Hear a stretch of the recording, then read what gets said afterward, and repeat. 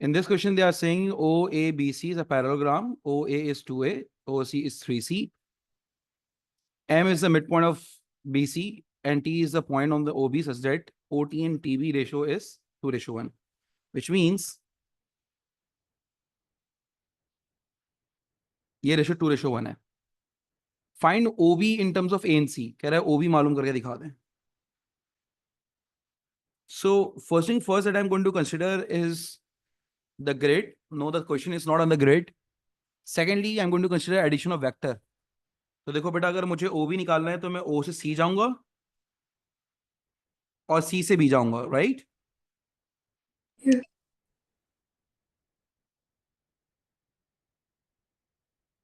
O से C and then C से O से C is already mentioned 3C and C से B, क्योंकि ये पैरेललोग्राम है, जो OA की वैल्यू होगी वही CB की वैल्यू होगी, विच इज 2A. तो आप इसको अरेंज करके लिख लो या एड्रेस लिख दो. 2A + 3C मैंने इसको लिख दिया.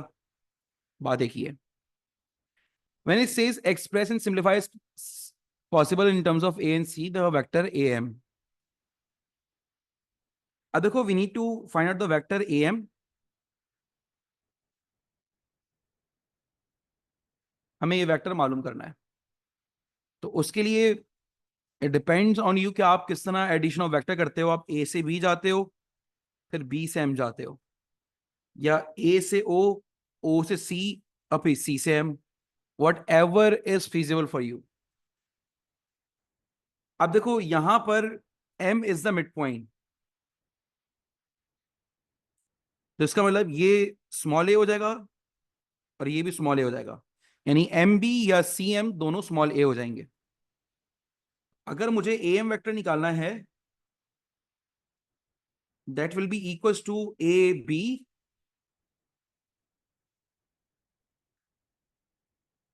plus BM. तो AB vector will be equal to OC vector, क्योंकि ये पैरेललोग्राम है. तो देखो ये हो जाएगा 3C, तो AB 3C हो गया, और BM हो जाएगा -A. ये पूरा 2A था ना, तो ये A और A में ब्रेक कर दिया डिवाइड बाय 2 करके. तो MB is +A, BM is -A. तो ये हो जाएगा बेटा 3C - A हो जाएगा.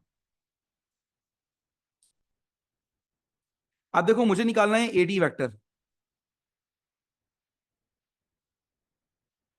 AD vector is this one, और अभी थोड़ी देर पहले आपने देखा था they have given us the ratio 2:1 here. यहां पर रेशो दिया हुआ था.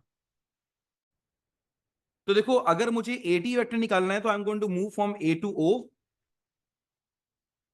And then O to T. AD निकालने के लिए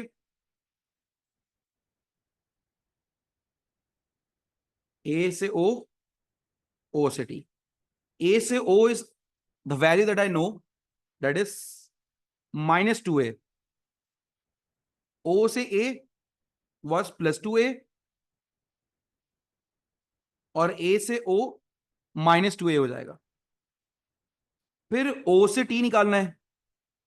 ना यू कैन सी के बेटा आपके पास OT, TB और OB वेक्टर, ये 3 कोलिनियर वेक्टर्स हैं.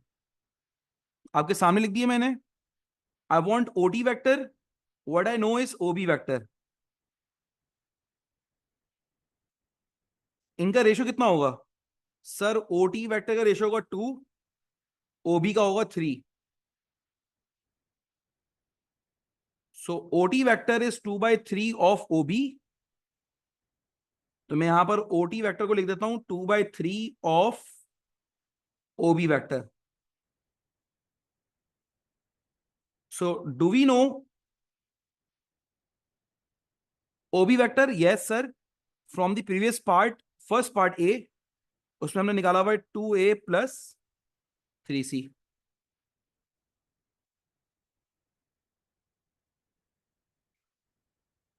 तो ये हो जाएगा बेटा 4/3A,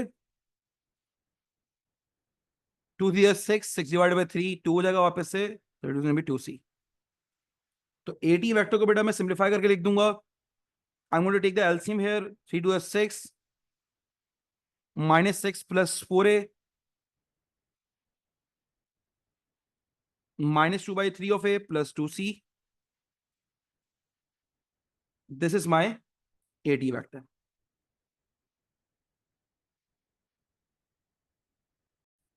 Now in part C, they are saying show that ATM is a straight line.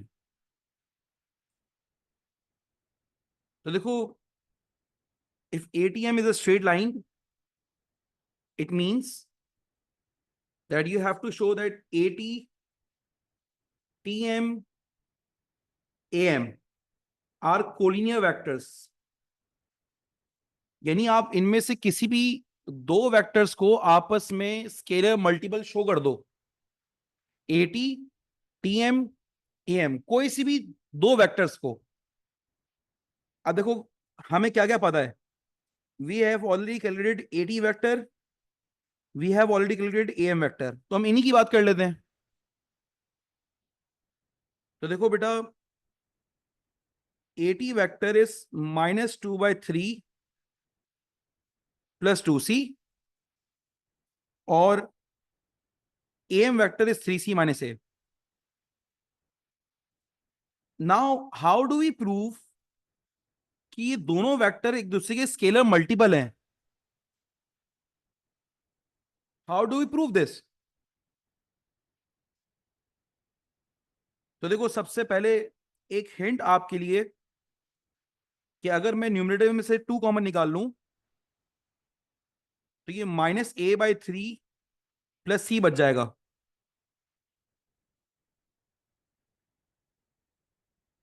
And if I take 3 common, -a + 3c/3 हो जाएगा ये। And if you can see कि मैं 3 को बेटा 2 के नीचे लिख सकता हूं ना, since they are dividing with the whole fraction. तो -a + 3c, now you can see 3c - a